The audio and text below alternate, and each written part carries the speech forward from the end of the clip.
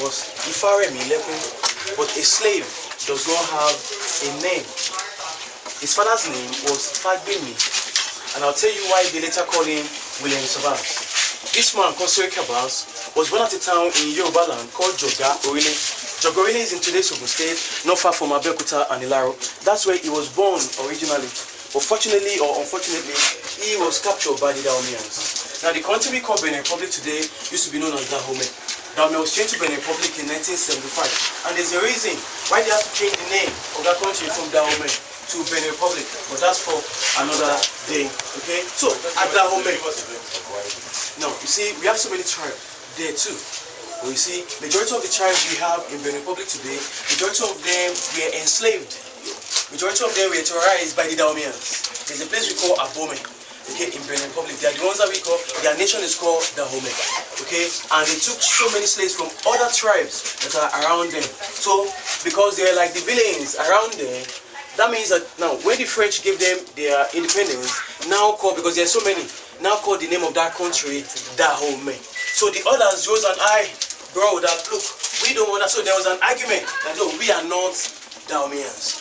So they have to change the name of the country, and they changed it to Benin Republic in 1975. Okay, so when Seriki Abass was captured, I think he was born at the town in Yoruba land called Joga-Orile, and he was captured at the age of 6 years old by the Dahoumeyans. Now, in Dahoumey, the first man that owned him as a slave was a slave trader. He was an Islamic scholar, an African, by the name of Abass.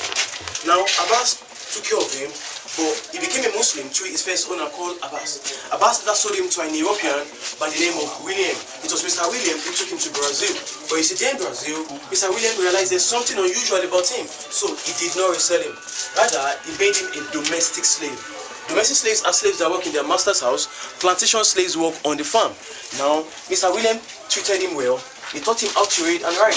And it was illegal at that time for you to teach your slave how to read and write. Mr. William treated him well. Through Mr. Williams and the friends of Mr. Williams, he learned how to speak English, Dutch, Portuguese, and Spanish, which was unusual for a slave. When he became a young man, Mr. Williams called him and said, I'll give you your freedom, but on one condition, you work for me. And he agreed to work for his owner. So places Mr. Williams used to go to buy his slaves, he was no more going to those places, he was now sending in. So he became the agent of his former owner. It was Mr. Williams who established him as a slave trader. The question is this: if you guys were in his shoe and you have a choice to make, either to continue to be a slave or a slave trader, or you kill yourself, what will you guys have chosen to be? Okay, anyway, he chose to work for his owner. So it was Mr. Williams, the European, that established him as a slave trader. Later he left Lagos Island. He left Brazil for Lagos Island. Now when he got to Lagos Island, it was called the colony of Lagos there. Then he settled in that area called Ofin, around the Saleko. When he got there, he became very, very great. As I'm talking to you, he still have houses there, and he still have descendants there. Some of his descendants in Lagos Island, some of them bear Williams as their surname, some of them bear Abass as a surname, some of them bear Seriki as a surname, some of them bear Banire as a surname. Yesterday. But later, he left Lagos Island to come and settle down here in Badagry. When he got to Badagry, he met people here, he met chiefs here. But you guys know what? Seriki Abass dominated every one of them because he could read, he could write, he could speak the European language, and he has a connection with Mr. Williams, who was sending his friends to him. So it was Mr. Williams and his friend that built this compound for him. He became their agent here, working for them. But do you guys know, in the year 1895, the British made him the paramount ruler of the whole of this kingdom because he was very, very intelligent. Later, they had it part of Ogun State today. Around Ilaro, they added it to Badagry. It became Badagry Division. Then, as far, now this man was controlling as far as Orile-Gomo, where we have Costain, close to Akimeter, he was controlling. So, the British created that territory for him so that he could rule on his own behalf. At the end of this talk, you have time for questions. I'm talking about this room. Just take notice of your questions. Now, we'll talk about Seriki Abass later because he founded two towns in Yoruba land.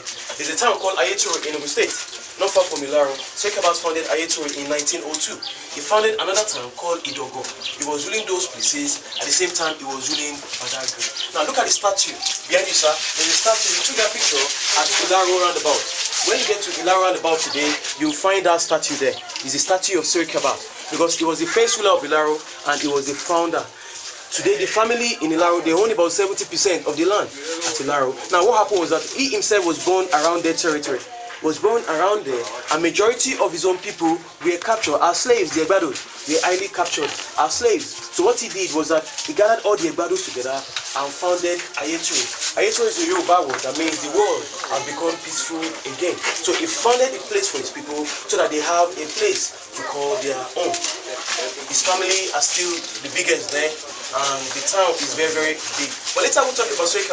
But these are some of the items that were used in exchange for slaves. I don't know if you have any slave trader here. Sir? Okay, you've not decided if you want to be one. Okay. Anyway, during the slave trade in this town, in Badagry, the value of an umbrella was 40 slaves.